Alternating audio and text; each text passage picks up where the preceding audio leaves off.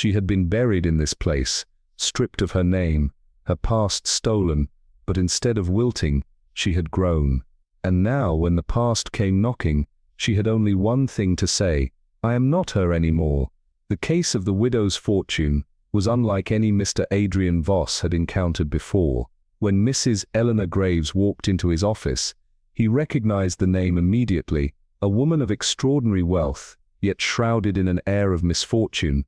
Her very presence commanded attention. She was tall, her frame draped in an opulent sable coat, but no amount of luxury could soften the sharp edges of her expression. Her hands, adorned with oversized rings, were clasped tightly as she settled into the chair across from him. I need a solution, she declared, her voice edged with impatience. I have wealth, more than I could ever spend, but no purpose, no thrill, no life. Tell me, Mr. Voss, what can money buy that I haven't already owned? Her words carried the weight of a woman who had tasted extravagance and found it bland. Have you considered charity? Voss inquired, watching her reaction closely. She scoffed, handing out my fortune like breadcrumbs. No, this money was earned through blood, sweat, and more than a few buried secrets. If I am to spend it, it must be for something worthy. She leaned in, lowering her voice. Do you believe in fate, Mr. Voss, that some are meant for more? Voss studied her. That depends. What exactly do you want? A slow smile spread across her lips. A game, she whispered. A real one. A challenge that will make me feel alive again. Her fingers tapped against the polished wood of his desk. I have spent years collecting, building, amassing, yet none of it holds meaning. I am offering you the chance to change that. Give me something worth chasing. Voss tilted his head. And what do I get in return? Her laughter was low and knowing, the thrill of knowing you played a part in something unforgettable. He considered her for a moment, then reached for his pen. Very well, Mrs. Graves. Let's begin. I'm tired of it, said Mrs. Evelyn Thorncroft, her voice edged with bitterness. Suffocated, really. Money, influence, power, I have them all, and yet I have nothing. My so-called friends are vultures, circling for donations, smiling to my face while sneering behind my back. The people I once called my own shrink away from me now. Wealth, Mr. Dorian Henshaw, has become a prison, and I want out. She sat rigidly across from him, her fingers adorned with gleaming emerald rings, drumming against the polished mahogany desk. Mr. Henshaw, a man of calculated charm, leaned back, studying her with a gaze that seemed to unearth secrets. You wish to escape the confines of your fortune, he mused. That, Mrs. Thorncroft, is a rare request indeed. Her lips curled into something between a smirk and a grimace. Don't mock me. If you have a solution, name your price. A slow knowing smile crept onto Henshaw's face. Solutions, my dear lady, are rarely simple. What you seek is not freedom from wealth, but from the stagnation it has brought you. What you desire is danger, the unknown, a thrill that money cannot buy, but can most certainly unlock. She narrowed her eyes. And you claim to possess such a thing. He tapped his fingers together. I do not make claims. I deliver results. However, my methods are unconventional. The cost will be significant, and I make no guarantees. I don't care about guarantees, Mr. Henshaw. I care about feeling alive again. What is your price? He paused, then spoke deliberately. £2,000, payable immediately, and once you agree, there is no turning back. She let out a short, humorless laugh. For that amount, I expect nothing less than a resurrection. She stood extending a gloved hand. Consider it done. I'll send the payment tonight. Henshaw grasped her hand firmly, his smile never faltering.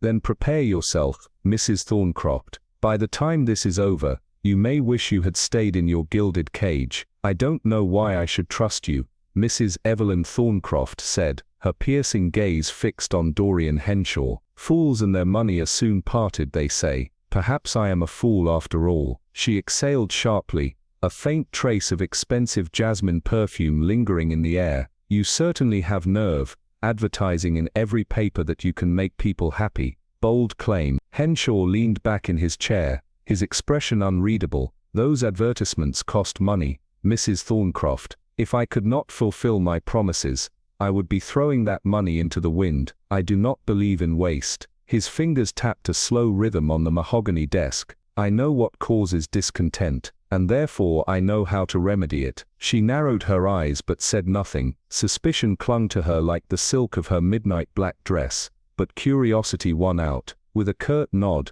she stood, the sharp click of her heels echoing through the office as she left. The moment the door closed behind her, another figure emerged from the shadows, a tall man, effortlessly elegant, with a careless smirk. "Something interesting," he drawled. Henshaw's lips twitched into a smile. "Not quite so simple, Luttrell. This one is challenging. We must be bold. We must take risks. The ordinary will not do." Luttrell tilted his head. "The usual tricks won't suffice then." No, Henshaw replied. "We must attempt the extraordinary." He reached for the telephone, his fingers hovering over the dial. "Get me Dr. Alistair Vaughan. His particular expertise will be required."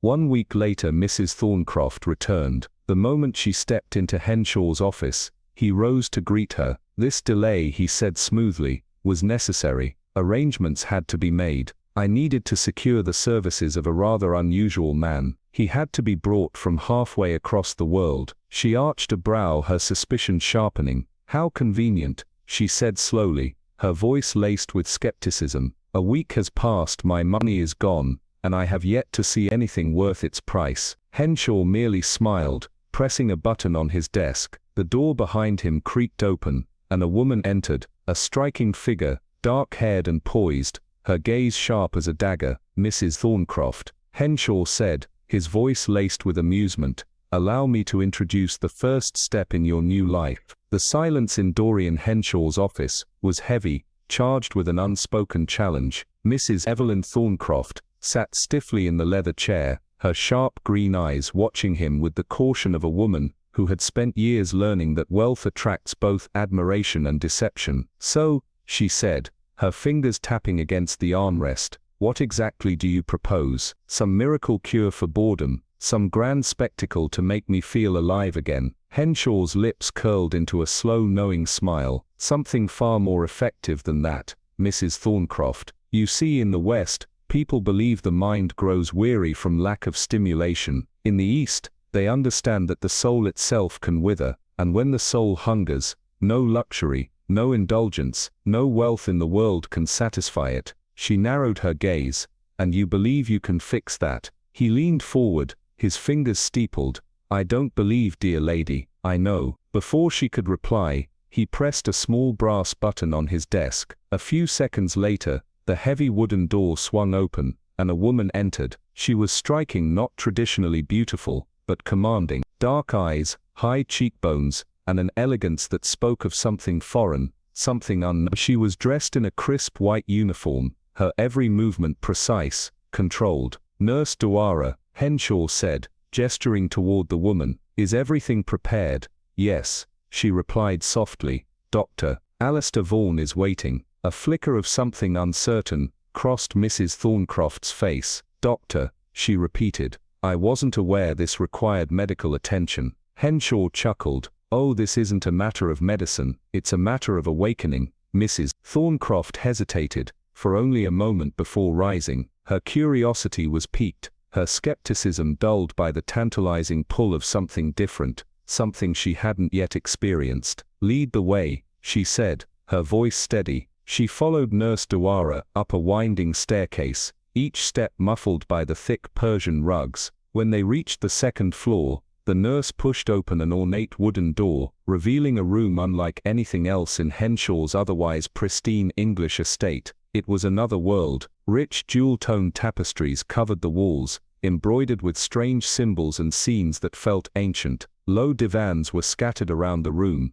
layered with silk cushions in deep reds, blues and golds. The scent of burning incense, something musky, almost intoxicating, curled through the air. At the far end of the room, a man stood over a brass coffee pot, watching dark liquid swirl as he poured it into delicate, golden-rimmed cups. He straightened as they entered. Dr. Alistair Vaughan was unlike any physician Mrs. Thorncroft had ever seen. His face was angular, his eyes dark and unsettlingly sharp. There was something about him, something ageless, as if he carried knowledge, not just of medicine, but of secrets lost to time. "So," he said in a low velvet smooth voice. "This is my patient." Mrs. Thorncroft stiffened.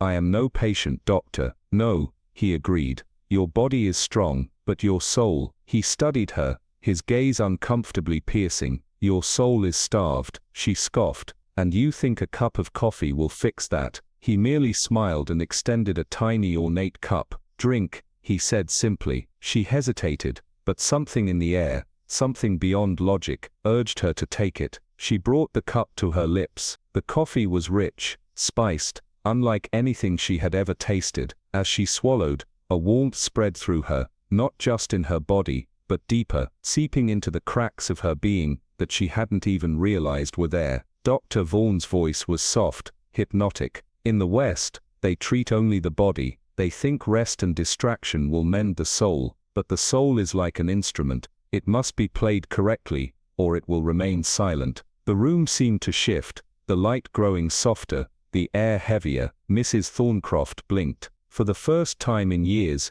she felt something stir within her, something forgotten, something waking up. A strange warmth coursed through Mrs. Evelyn Thorncroft's body, a sensation both foreign and oddly comforting. She had been skeptical of Henshaw, of this so-called doctor, of the very idea that she could feel anything but numb detachment from life. And yet, here she was, drinking a cup of coffee that tasted richer than anything she had ever known, feeling an unfamiliar drowsiness settle over her limbs. Dr. Vaughan's voice was low, smooth, hypnotic. "You see, Mrs. Thorncroft, the soul plays a tune. Sometimes it is a sorrowful melody, one of longing and despair. Other times, it is an exuberant symphony, brimming with laughter and joy. But when the music stops entirely, that is when the soul withers." His dark eyes caught hers, held them. "Tonight we awaken the music." A sudden irresistible lethargy weighed down her eyelids. The world around her softened at the edges,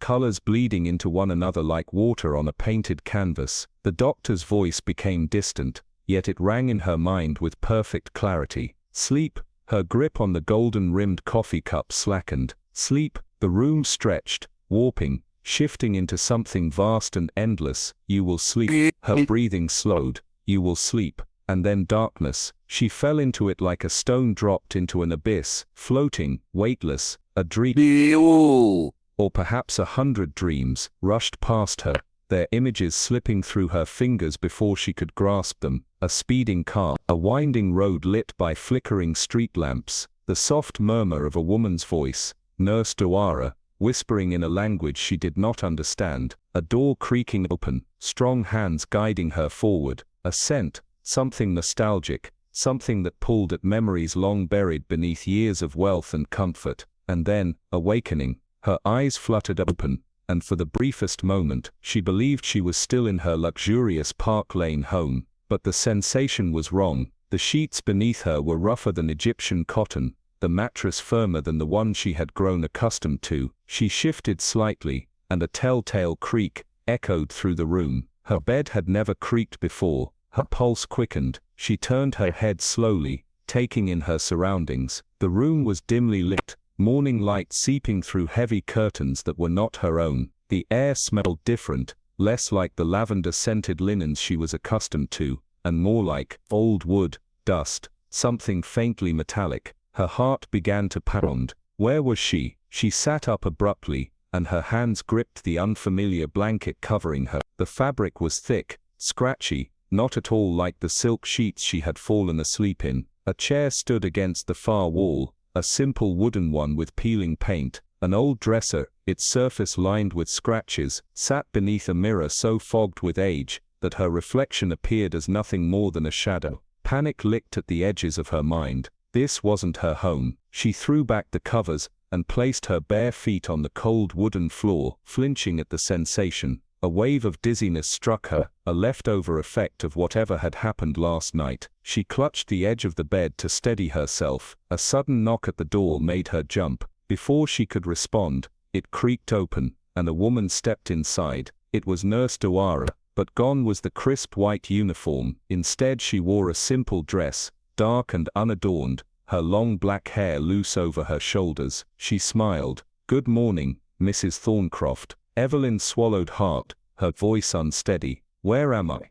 The nurse tilted her head slightly, as though considering the question. You are where you were meant to be. A chill ran down Evelyn's spine. Meant to be, she echoed. Nurse Dwara stepped further into the room, her expression unreadable. You wanted to feel alive again. You wanted something real. Welcome to your new life, Mrs. Thorncroft. The weight of those words settled over her like a shroud. Something was very, very wrong, and she had no idea how to escape it. This wasn't Park Lane, that much was certain. But if not there, then where? Mrs. Evelyn Thorncroft lay still, her heart thudding against her ribs, as she took in the room around her.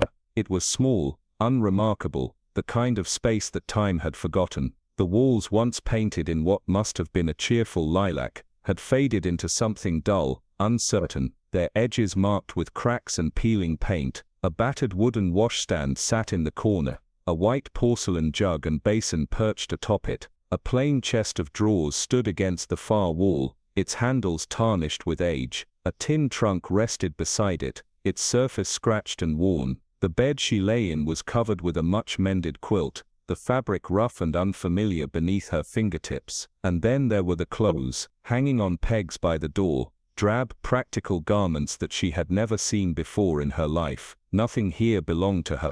A sharp stab of fear twisted in her stomach. Where was she? She sat up too quickly. A wave of dizziness struck her, forcing her to clutch the edge of the bed. Her head pounded as if she had been drugged, or dreaming for far too long. Then came the sound, a creak, the soft shuffle of footsteps. The door swung open. A woman entered, plump and middle-aged, her cheeks red from exertion, her sleeves rolled up over thick forearms. She wore a plain apron tied around her waist, the faint scent of flour clinging to her, as though she had just come from a kitchen. There now, she exclaimed, beaming, she's awake. Before Evelyn could gather her thoughts, the woman turned her head and called out, "Come in, doctor, doctor." A man followed her into the room, but not the man she had expected, not the enigmatic dark-eyed Dr. Vaughan. This man was old, hunched, his wispy white hair barely covering the spotted skin of his scalp. His glasses were thick,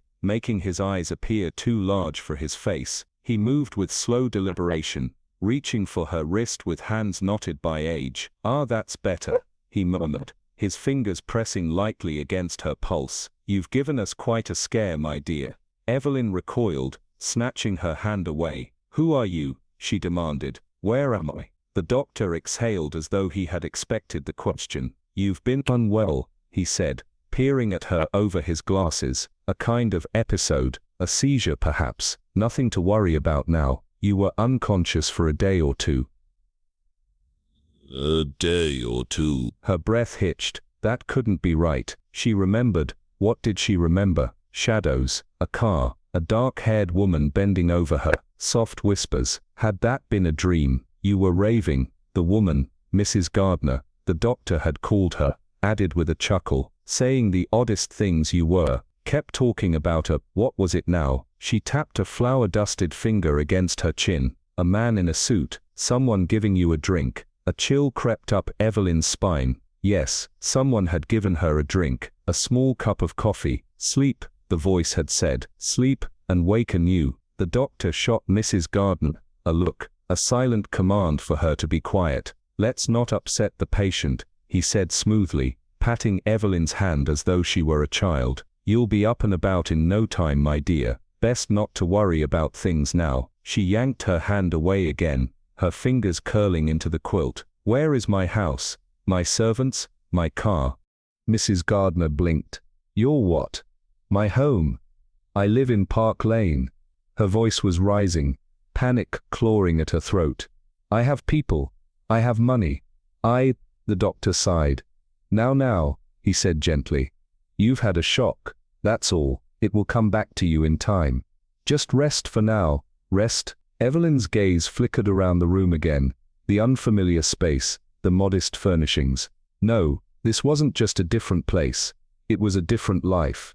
Her life, the one she had known, was gone. She wasn't Evelyn Thorncroft of Park Lane anymore. She was someone else entirely. And she had no idea how it had happened, or how to escape it. Mrs. Evelyn Hawthorne, no, not Evelyn, they were calling her Hannah, lay rigid beneath the coarse quilt, her mind spinning like a wheel with no grip. Hannah, that was the name they insisted was hers. A name that felt foreign on her tongue, a name she had never answered to in her life.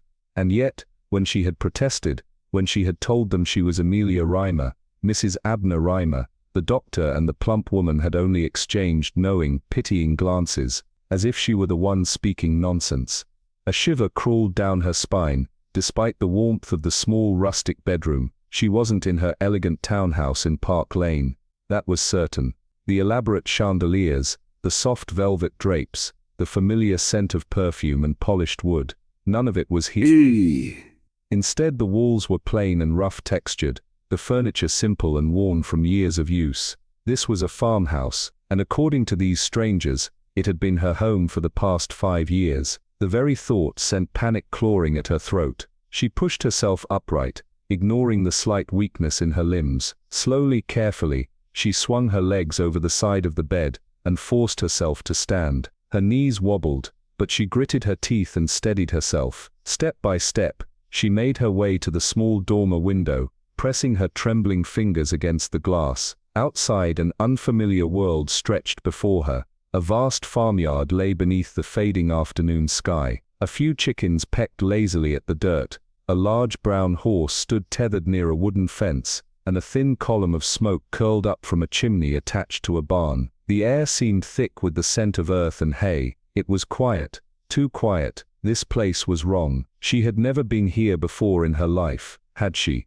A dull ache pressed against her temples, as though something inside her mind wanted to remember, yet recoiled before the truth could take shape. She turned away from the window, chest heaving, and stumbled back toward the bed, just as the door creaked open. Mrs. Gardner entered, carrying a tray with a bowl of steaming soup. She smiled in that same overly cheerful way, but this time, Evelyn saw something in her eyes, a shadow, something hidden behind the warmth. "Well now, dear," Mrs. Gardner chirped, setting the tray on the bedside table. "Let's get some food in you. You must be weak after all that fuss." Evelyn inhaled sharply, bracing herself. "What am I doing in this house?" she demanded.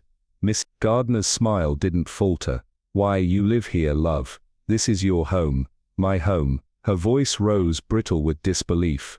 "I have never stepped foot in this place before in my life." The older woman's brow furrowed slightly, but still she remained maddeningly calm. "Nobody brought you here, dear. You've been here, leastways, for the past 5 years, and me not once suspecting you were liable to fits. 5 years. The words echoed in her skull. A terrible suffocating sensation wrapped around her like a vice. Her entire life, her real life, had been wiped clean, erased. They were lying to her. They had to be, hadn't they? She grabbed the wooden tray, her hands gripping its edges so tightly her knuckles turned white. Her pulse was hammering, her breath short and uneven. "What year is it?" she whispered. Mrs. Gardner chuckled. "Why, it's 1935, dear. Same as it was yesterday." Evelyn's stomach twisted. The last thing she remembered, the last clear, undeniable memory, was stepping into that office. The office of a man who promised to bring happiness. Mr. Leland Graves, his smooth knowing smile, his promise that he could change lives, the scent of exotic spices in the room, the delicate porcelain cup of dark coffee in her hands,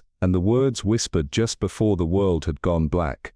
"Sleep and wake anew." She gripped the edge of the tray harder, her nails biting into the wood. Something had been done to her, and now she was trapped in a life that wasn't her own. But why? And how the hell was she going to get out? Mrs. Evelyn Hawthorne. No, not Evelyn. Hannah. That's what they were calling her. The name echoed through her skull, foreign and wrong, like a poorly fitted mask forced onto her identity. She clenched her fists beneath the rough quilt, her breath shallow, her mind spinning in defiance. She had never been here before. She had never seen these people before. And yet, Mrs. Gardner, with her annoyingly motherly smile, continued insisting otherwise. "You don't mean that, Hannah," the woman said, voice laced with forced patience. "You must remember, I have never lived here," Evelyn snapped, her voice sharper than she intended. "I have never seen you before in my life." Mrs. Gardner sighed, shaking her head, as if dealing with a confused child. "You've had this illness, love. It's taken your memories." Evelyn's pulse hammered against her ribs. This wasn't real. This wasn't possible. I have never lived here. But Mrs. Gardner's expression did not waver. Instead, she hurried to the worn chest of drawers, rummaged for a moment, and then turned back, holding something in her hands, a faded photograph in an old wooden frame. "Then how do you explain this?" she asked gently, placing it in Evelyn's trembling hands. Evelyn's breath hitched as she gazed at the photograph. 4 figures, a bearded man, a plump woman, Mrs. Gardner, a tall thin maid with a sheepish grin, and herself, or at least someone who looked exactly like her, dressed in a prim modest dress with an apron, standing stiffly, her hands clasped in front of her,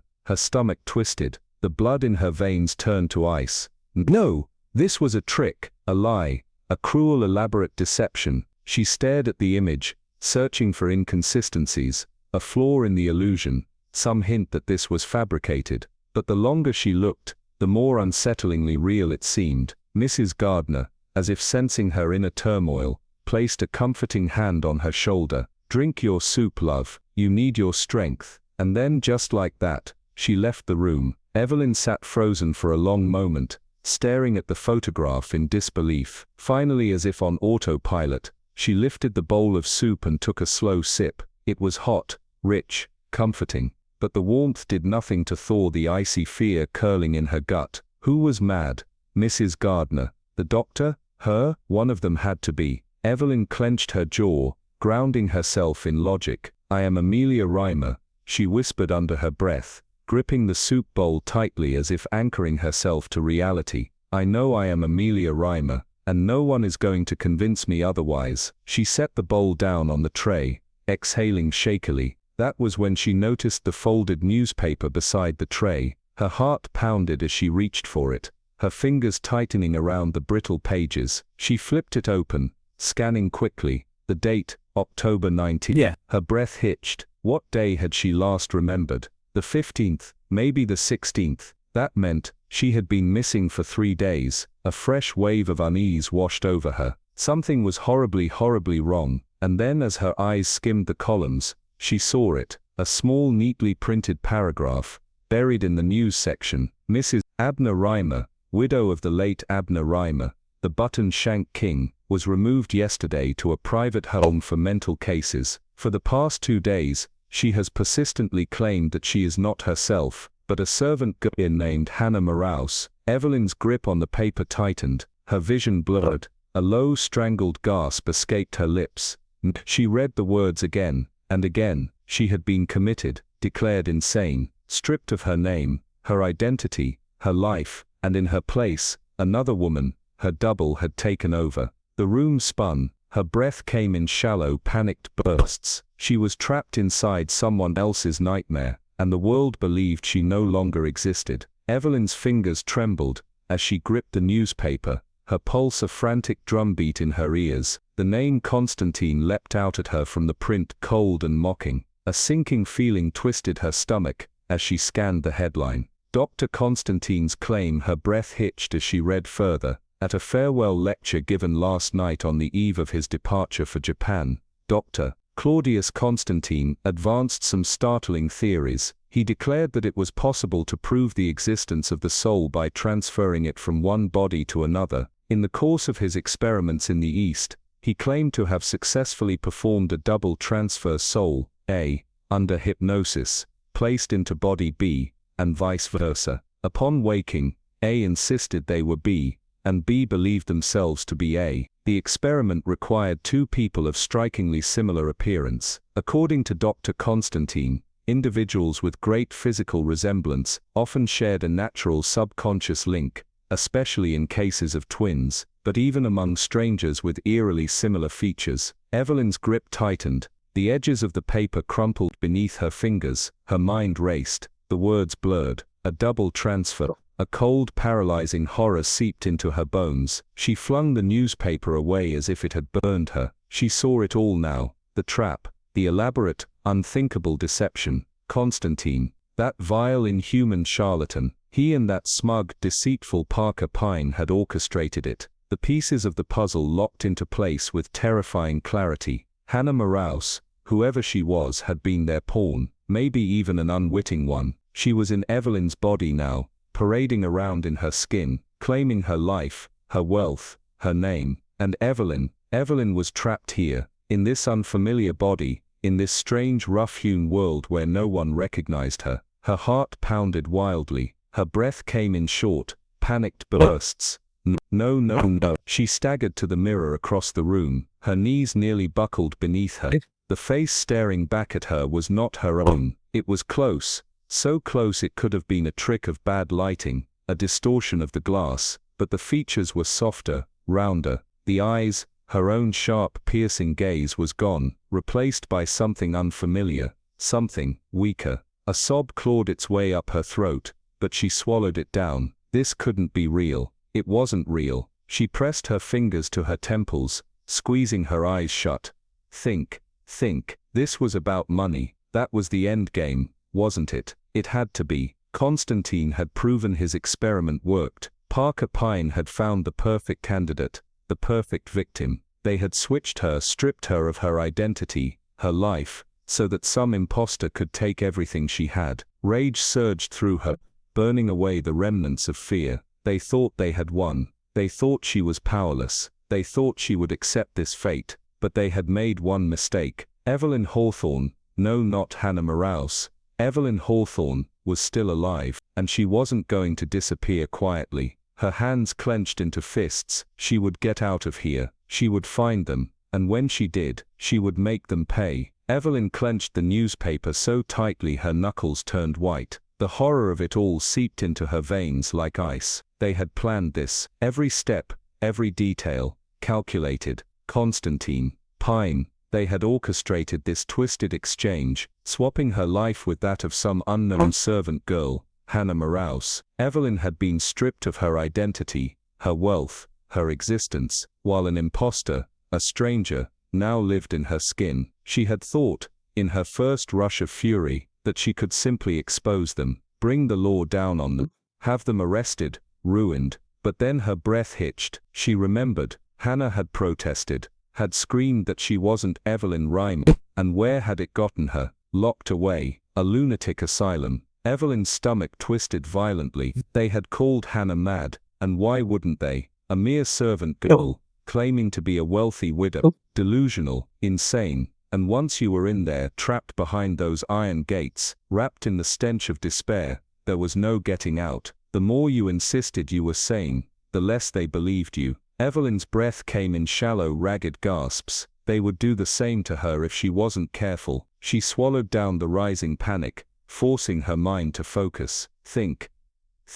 The door creaked open. Evelyn snapped her gaze up, her fingers relaxing just in time to let the crumpled newspaper fall beside her. Mrs. Gardner entered, her round, cheerful face breaking into a smile. "Ah, you've drunk your soup, my dear. That's good. You'll be right as rain in no time." Evelyn's throat was dry. "When was I taken ill?" she asked, forcing her voice to remain steady. Mrs. Gardner paused, brow furrowing in thought. "Let's see. 3 days ago, it was Wednesday the 15th. Evelyn's pulse hammered. The 15th. It had been around 4 o'clock when she stepped into Dr. Constantine's office. Mrs. Gardner went on, oblivious to the way Evelyn's entire world was tilting beneath her. "You just slumped right over in your chair," she said, shaking her head. "Oh, you said, just like that. And then you closed your eyes and said, all dreamy like, 'I'm falling asleep,' and asleep you did. We carried you to bed and sent for the doctor, and you've been here ever since." Evelyn sat frozen. It was true then. That was the moment they had done it. The precise second she had lost her own body. Her vision blurred for a moment, her hands curling into the patchwork quilt. Focus. Keep control. Slowly, deliberately, she lifted her gaze to Mrs. Gardner. "I suppose," Evelyn said carefully, forcing lightness into her voice, "there isn't any way you could know who I am, apart from my face." Mrs. Gardner blinked, taken aback. Then she laughed, a warm motherly chuckle. "What a thing to say, dear. Course you're Hannah. You've been here for 5 years, known you like my own. Now don't you be letting that fever muddle your head." Evelyn's stomach dropped. She was trapped. They had erased her. And now if she tried to tell the truth, if she so much as breathed a word of it, she knew what would happen. They would never believe her. They would call her delusional. they would call for the doctor, and then just like Hannah Morehouse, she would disappear, forever. But Evelyn Hawthorne wasn't going to let that happen. She was going to escape, she was going to find them, and when she did, she would make them pay. Evelyn's pulse pounded, as she stared at the exposed skin of her arm. The birthmark was there, a deep reddish stain just under her right elbow.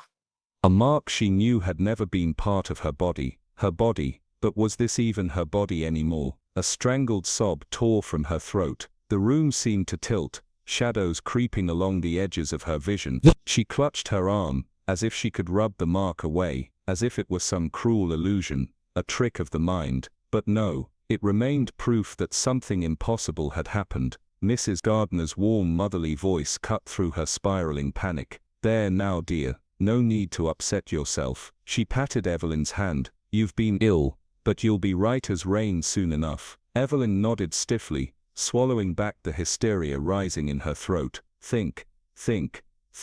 They had gone to extraordinary lengths to make this real. The birthmark, the fabricated memories, the entire world convinced that she was Hannah Morehouse, a lowly servant girl with no claim to the wealth, power, or name that had once been her. She needed a plan. 4 days later, she rose from bed, her limbs heavy but her mind sharper than ever. She had spent each sleepless night working through every possible move, weighing her options like pieces on a chessboard, and one by one she had discarded them. If she showed Mrs. Gardner or the doctor the article in the newspaper, tried to explain that she was Evelyn Rymer, not Hannah Morehouse, would they believe her? No. She would only sound mad. If she went to the police, insisted on the truth, would they help her? Doubtful. What proof did she have? Her own word, the word of a servant girl against powerful men, orchestrated this elaborate deception. She would be dismissed, or worse, she would be sent away, locked away. No, Evelyn had only one option left. She had to go to London. She had to find Parker Pyne, confront him, expose him, make him pay. But there was a problem. She was in Cornwall. The realization had struck her like a slap. Somehow in the midst of all this, she had been relocated far from London, isolated, without means of escape. A search of her meager belongings had revealed the sum of her entire financial worth. 2 shillings and 4 pence, a cruel joke. Panic had clawed at her again, but then clarity. If they expected her to be Hannah Morehouse, then she would be Hannah Morehouse. For now, she would play the role they had forced upon her. Serve, clean, obey, pretend. Let them believe they had won, but every coin she earned, every favor she secured, would be a step toward her true identity. And when the time came, when she had enough money, when she could slip away unnoticed, she would make her way back to London, and she would destroy them all. With that final chilling resolve, Evelyn took a deep breath, smoothed down her dress, and lifted her chin. For now she was Hannah Morehouse, but soon, very soon, she would reclaim everything they had stolen from her. Evelyn had thought she would leave the moment she had the money. The plan had been clear: save enough for the fare, slip away unnoticed, and return to London to reclaim her identity. But when the day arrived, she hesitated. Something held her back, a whisper of doubt. She wasn't ready, not yet. Parker Pyne was clever. Too clever. If she rushed in unprepared, he would twist the truth, make her out to be insane. All it would take was one signature from a well-paid doctor, and she'd be locked away in an asylum, silenced forever. No, she had to wait. And so she stayed. Days blurred into weeks, then months. The farm, at first a cage, became something else, something familiar. It reminded her of her youth, of long-forgotten struggles before wealth and luxury softened her hands and mind. The work was grueling at first, her muscles aching from labor she hadn't done in years, but soon the rhythm of the days steadied her. She learned the farm's ways, found herself rising with the sun, her body adjusting to the quiet demands of the land.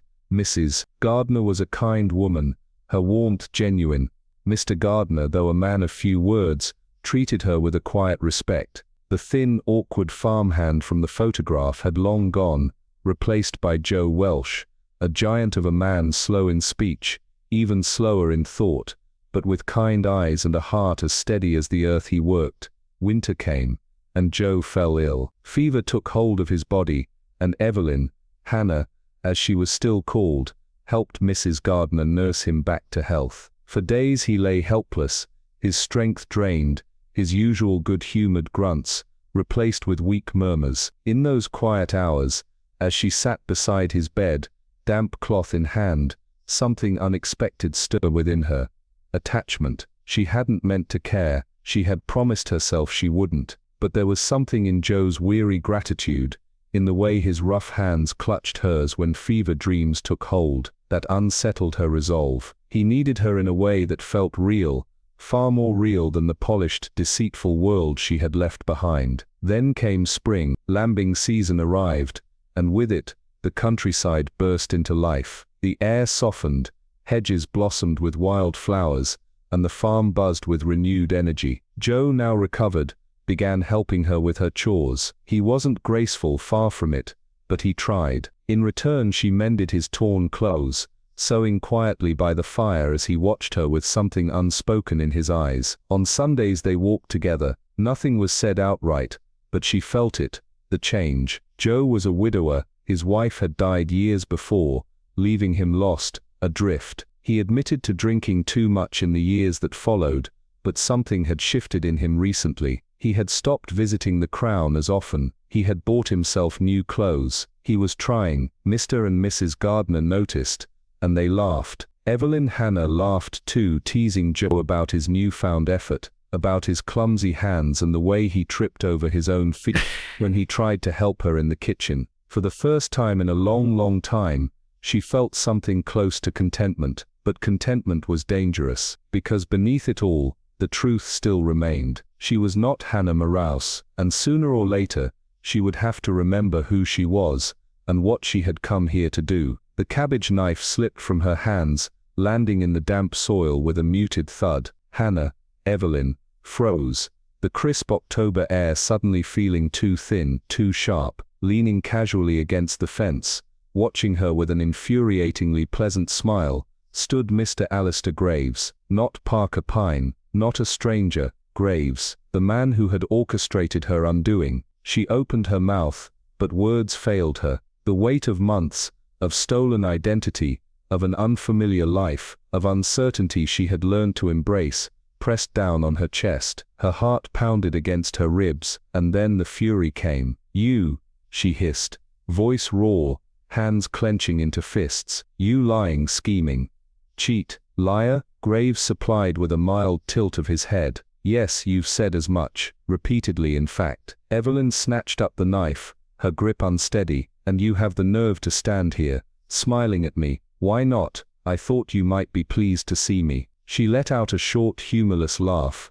"You drugged me, had me dragged from my life, and buried here. Had the audacity to rewrite my past, and now you stand there, looking as if you've done me a favor." His gaze swept over the farm, the golden red leaves of the trees, the weathered cottage behind her. "Haven't I?" She took a step forward, knife still in hand. "You took everything from me."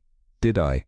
He sounded almost amused. "Look around, Evelyn. You were a woman living in a gilded cage, drowning in a world that was ready to swallow you whole, and yet here you are, thriving. You've adapted, you've found purpose, perhaps even happiness." Her pulse stuttered. No, she wouldn't give him the satisfaction. "You locked me in a lie. You walked into it willingly." Evelyn's grip on the knife tightened. "And what about Hannah Morehouse? What about the real girl whose life you stole?" Graves exhaled slowly, as if indulging a child's tantrum. "Hannah Morehouse never existed." Silence stretched between them. Evelyn narrowed her eyes. "You expect me to believe that? It's the truth. The photograph, the article in the paper, fabrications," he admitted with an elegant shrug. "Simple enough to manipulate. A paper designed entirely for you. Small snippets of truth, embedded within a carefully woven lie. You read what we wanted you to read, and as expected, you believed it." Evelyn felt cold, drenched in deceit. "Constantine," she said slowly, "the doctor, an assumed identity, a rather talented acquaintance of mine. He played the part well, don't you think?" A sick feeling twisted in her stomach. "And I suppose I wasn't hypnotized either," she spat. "Not in the slightest," Graves confirmed. "You drank your coffee, laced with Indian hemp. The rest was a carefully administered cocktail of drugs, a little persuasion, and when you awoke, you were here. Evelyn's breath shuddered. All this time, all the nights spent doubting her own mind, questioning the reality around her, believing, even for a moment, that she had lost herself, and it had all been orchestrated. "You stole my life," she whispered, the weight of betrayal pressing against her ribs. Graves smiled again, that same maddeningly composed smile. "No," he said softly, "I gave you a new one." Evelyn's fingers trembled as she clenched them at her sides, the weight of Mr. Graves' words settling like ice in her veins. So it had all been a performance, a deception so seamless that she had walked straight into it, blind and believing. She let out a short, bitter laugh. "And Mrs. Gardner, was she part of your little experiment from the start?" Graves inclined his head. "She was aware, yes, but not in the way you think. She had her own debts, her own burdens to bear. I offered her a way out, by lying to her, by giving her a reason to trust me," he corrected smoothly. Her son was facing a prison sentence, one that would have ruined his life. I arranged for his freedom. She owed me, and so when I asked for her help in reorienting you,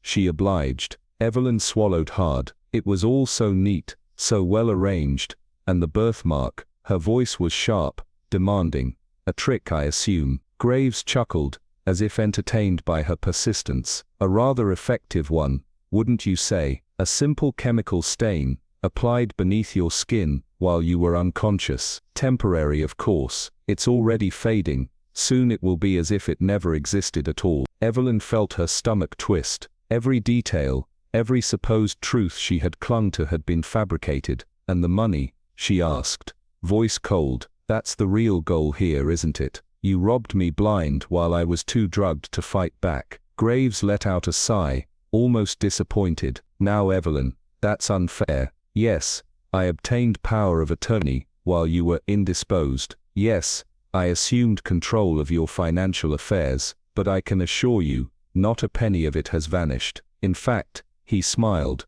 broad and self-satisfied, "your wealth has increased." She felt as if she had been slapped. "You expect me to be grateful." "I expect you to understand," he corrected, stepping closer. "You were lost, Evelyn. You were unraveling in a world that didn't care whether you sank or swam. I gave you a new world, a new purpose, and whether you admit it or not, you've thrived." She wanted to scream, to deny it, to claw at the last shreds of the life she once had, but the truth was a cruel, twisted thing. Hadn't she been happier here? Hadn't she, for the first time in years, felt alive? Her voice wavered when she finally spoke. "And what now, Graves? Do I just stay here forever, play the part you wrote for me?" His expression softened, just slightly. "That choice, my dear, is entirely yours." The wind carried a strange stillness as Evelyn turned, her hands still damp from the earth she had been digging into. Across the wooden fence, standing like a ghost from a life she had left behind, was Mr. Vance. His sharp, calculating eyes held her in place. "You," she breathed, barely more than a whisper. His smile was slow, deliberate. "I told you we would meet again." Evelyn's fingers curled around the handle of the small garden knife she held. "You have no right to be here, and yet, here I am." His voice was infuriatingly calm. "It's been a year, Evelyn. Do you even remember why you came here?" A laugh, dry, bitter, escaped her lips. "Why? Because you drugged me, stole my life, and buried me in this God-forsaken place." Mr. Vance tilted his head, as though amused by her outrage. "And yet, here you are, not just surviving, but thriving." Evelyn wanted to argue, but something in his words twisted inside her. Wasn't she happier? "You were lost when you walked into my office," he continued. "Tell me, Evelyn, can you truly say you are lost now?" She clenched her jaw, refusing to answer. "I can give it all back," he said smoothly, pulling a folded paper from his coat. "Your fortune, your name. Say the word, and it's yours again." Evelyn stared at the document, a symbol of everything she had once held dear, a life of privilege, power, but along with it, loneliness, emptiness. Her gaze shifted to the farmhouse behind her, where Joe was working, his laughter carrying in the breeze. "A simple life, a real life." She swallowed. "No," she said at last. "I don't want it." Vance blinked, Excuse me, you heard me. Her voice was steady now, strong. Keep the money. Keep the name. I'm not her anymore. His expression flickered, just for a moment, with something almost like respect. You are a rare woman, Evelyn, he murmured. 1 in 1,000. She lifted her chin. Then let me be rare in peace. Vance gave a slow nod. Then with the ease of a man who knew he had lost nothing, he turned and walked away. Evelyn exhaled, gripping the earth between her fingers, feeling its solid weight. She had been buried here, but she had grown.